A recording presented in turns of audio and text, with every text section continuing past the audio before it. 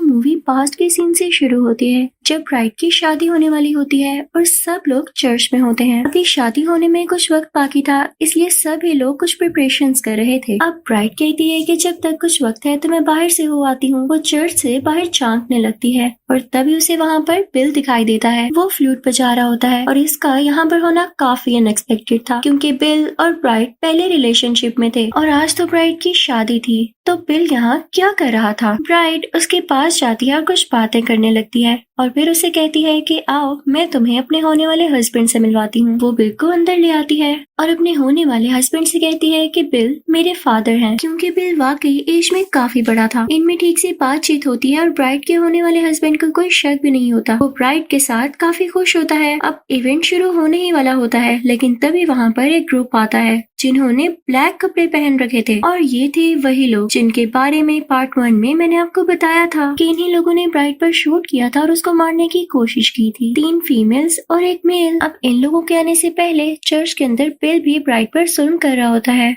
वो इसके सर में डायरेक्टली शूट कर देता है कि तुम मुझे छोड़ के जाने वाली थी। और वही सेम डायलॉग जो पार्ट 1 में भी थे कि तुम खून में लथपथ भी बहुत प्यारी लग रही हो, मुझसे डरना मत, क्योंकि चाहे तुम अब ऐसी भी दिख रही हो लेकिन मैं तुम्हें कभी नहीं छोड़ सकता था और ना कभी छोड़ूंगा। लेकिन ब्राइड सरवाइव कर गई थी और 4 साल कोमा में रहने के बाद अब ये डिसाइड कर चुकी थी कि वो उन सब लोगों को मार देगी जिसने उस दिन उस पर फायरिंग की। नेग्रो और जापानीज औरत को तो वो पहले ही मार चुकी थी और अब बारी थी बाकी 3 लोगों की, जिनमें बिल भी था। बिल के अलावा जो लड़का उस ग्रुप में था वो बिल ही का भाई था। उन दोनों का बॉन्ड भी आपस में कुछ ठीक नहीं था, लेकिन उसने उसे ब्राइड को मारने के लिए यूज किया था। अब हम प्रेजेंट की तरफ आते हैं। बहुत हो गई पास्ट की बातें। बिल अपने उसी भाई के पास जाता है और कहता है कि ब्राइड वापस ठीक होकर आ चुकी है, तुम ध्यान से रहना। और साथ ही में उससे किसी स्वर्ड के बारे में पूछता है जो कि ब्राइड की ही होती है और बिल ने कभी उसको दी थी, लेकिन उसका भाई ये कहते हुए मना कर देता है कि वो मेरे पास नहीं, मैंने उसे बेच दिया है। अगले ही सीन में हम ये देखते हैं कि बिल का भाई कहीं बैठा होता है तो उसे किसी की प्रेजेंस का एहसास होता है, यानी उसे लगता है कि कोई उसके आसपास है। वो स्मोकिंग कर रहा होता है और तभी वहाँ पर ब्राइड आती है जो उसको मारने के लिए आई थी।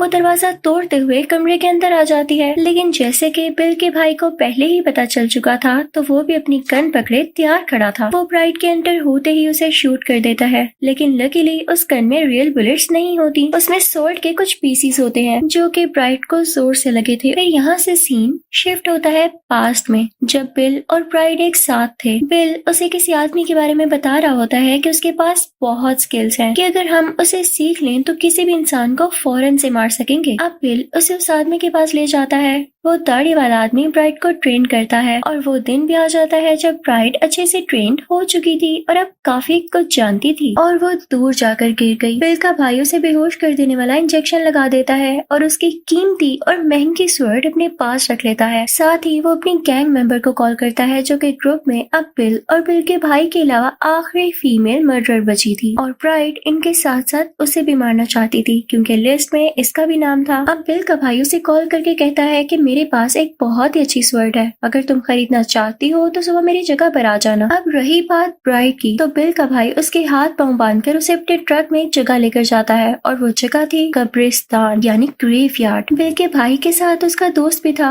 और वो लोग यहाँ ब्राइड को दफनाने आए थे। वो ब्राइड को एक कॉफिन में डालकर मिट्टी में डुबा देते हैं। उन्होंने कॉफिन में एक टॉर्च भी रखी होती है। ब्राइड बेचारी बहुत कोशिश के बाद भी उस कॉफिन से निकल नहीं पा रही होती। अब जैसा कि प्रेजेंट में भी वो मुश्किल सिचुएशन में फंसी हुई थी तो उसमें भी वो अपने स्किल्स का फायदा उठाती है। पहले तो वो अपनी पॉकेट से नाइफ निकालकर अपने हाथों की रस्सियां तोड़ती है, फिर उसके बाद कॉफिन को तोड़ने लगती है। लकीली अब वो बाहर थी। दूसरी तरफ वो लड़की भी बिल के भाई के पास पहुंच चुकी थी, जिसे बिल के भाई ने कॉल करके बुलाया था ताकि वो स्वर्ड ले सके। लेकिन जैसे ही बिल का भाई उससे पैसे मांगता है तो वो लड़की उसे बैग पकड़ाते हुए ब्राइड का पूछती है। उसे पता चलता है कि इस आदमी ने उसे दफना दिया है। खैर जब बिल का भाई खुशी खुशी पैसों से भरा बैग खोल रहा होता है तो उसके अंदर से एक सांप निकलकर उसे डस लेता है। वो बेचारा वहीं मारा जाता है। अब इसी बात का फायदा उठाते हुए वो लड़की वहाँ से निकलने लगती है और साथ ही बिल को कॉल करती है कि तुम्हारे भाई से तो वो काम हुआ नहीं जो मैंने कर दिया। मैंने ब्राइड को दफना दिया है क्योंकि वो तो तुम्हारे भाई को मारने के बाद हम सबको मारने आ रही थी। और यहाँ पर सच में ब्राइड आ जाती है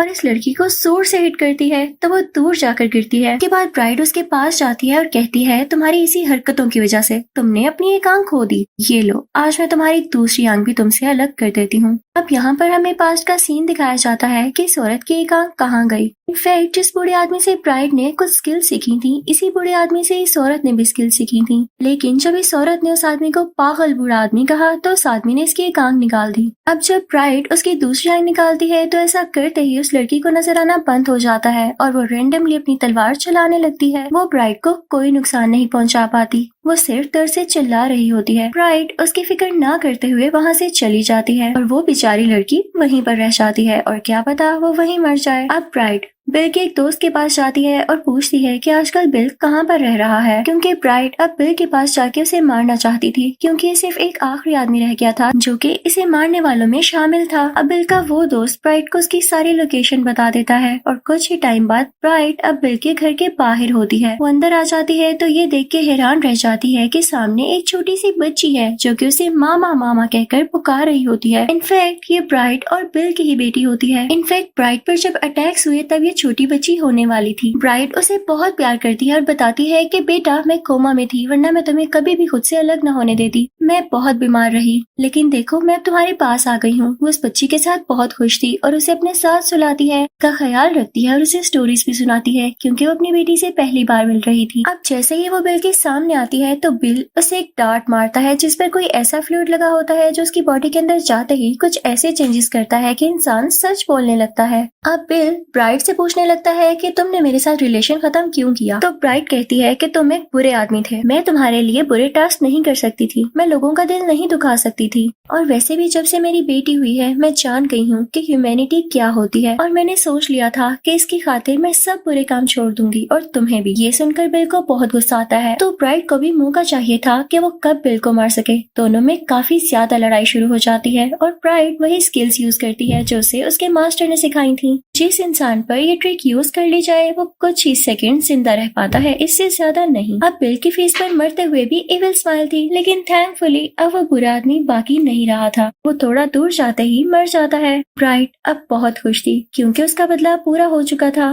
वो अपनी बेटी के पास जाती है और उसे प्यार से उठाती है और वहाँ से ये सोचते हुए निकल जाती है कि अब वो दोनों एक साथ खुश रहेंगे। और लास्ट सीन में हम देखते हैं कि ब्राइड और उसकी बेटी टीवी देख रहे होते हैं। ब्राइड उन सब लोगों को मार चुकी थी और यहाँ उसका रिवेंज यानी बदला पूरा हुआ और अब ये अपनी बेटी के साथ बहुत खुश रहेगी। इसी के साथ ये मूवी एंड हो जाती है। Thank you for watching.